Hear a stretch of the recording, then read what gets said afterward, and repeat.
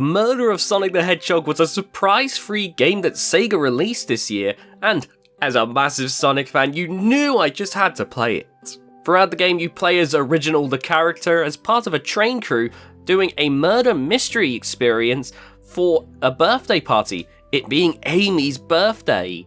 Obviously, the game makes it clear right away that despite the title, Sonic isn't actually dead. As funny as that concept might be, I kind of understand why they had to make that clear immediately. Saying that, Sonic does actually get hurt, as it turns out to be that Robotnik has taken over the train, with the train actually being a badnik, which, wow, that's actually, kind of interesting. We'll get back to that though. Now, throughout the game, you have to go clicking around the scene to find little clues here and there before you go to make your interrogation. Then when you go to click on the appropriate piece of evidence to back up your claims, you're taken to this little mini-game where you must collect enough rings to make the argument stick.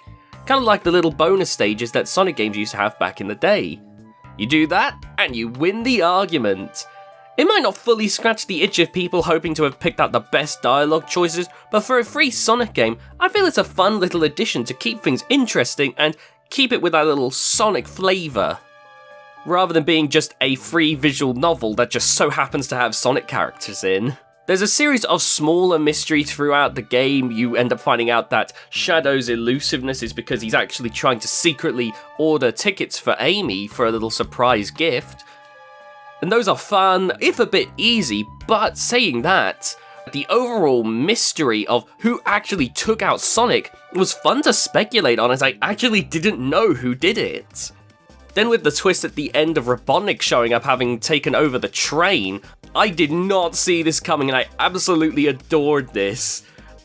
But as I said, the mini-game where you have to collect enough rings to solidify your argument is a definite fun part of the game. Not only does it help to keep that Sonic flavour going so it doesn't just feel like a generic visual novel, it of course can be quite fun. There are some moments throughout the game where I did seem to struggle a little bit with the controls, but never enough to say it's bad or anything, because if I ever lost, all I ever wanted to do was just try again. So any frustration is automatically cancelled out just because it was a fun little time killer. And I also loved the pixel art that the game went for this little mini game bit. Again, trying to capture that kind of retro aesthetic. I couldn't pinpoint it to any specific part of Sonic's history, like they meant the little handheld's called the Dream Gear, like a little reference to the Dreamcast and the Game Gear. However, I'd say that graphically, it reminds me more of that Sonic game on the Neo Geo Pocket Color. Okay, I'll stop nerding out and I'll get back to the review. It's clear the writing team had a lot of fun doing this, and just overall, I loved the writing and story in this game. The writers seem to have a lot of fun with this. With the amount of jokes and banter the characters have, the game is full with fun little interactions. Tails especially is a highlight. With him by your side, he always said something that I found funny. Even if it wasn't always intentional, he was just a really great part of the experience. And the insert character is so empty-handed, it also lent to its own humour and charm. Along with many little jokes the game peppers up throughout here and there, such as Amy Rose apparently listening to a true crime podcast. Her arms were cut off. Her legs were cut off. Her ears were cut off. Her tongue was cut off. Her nose was cut off. Her eyeballs were plucked out. Her eyebrows were then waxed. Her tongue was sliced open. Her hair was cut off. Honestly, that alone is worthy enough of a recommendation because the game's free and you get all this fun little writing in it.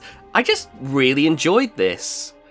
Visually as well, the game is so pretty. The Sonic characters generally can look really nice in 2D renders, and these are exceptional ones in my opinion. And I absolutely love the outfits everyone has in this game. Amy Rose's dress is so cute, Sonic is the dorkiest he's ever looked, Tails as a detective is so adorable, SPO is so gender, and to be honest, they need to make Knuckles' outfit just part of his regular design. It just works in my opinion. The different areas are also very good at looking distinct in their own way, making each part of the game easy to remember. Overall, for a free game, it's clear that they went out of their way to give a fun experience instead of just cheaping out. Of course, there are more substantial experiences out there that develop on the concepts that this game dabbles in, but for a free game, it's really not a bad use of your time if you enjoy Sonic like I do. So go ahead, go onto Steam and download it. I think it's still available.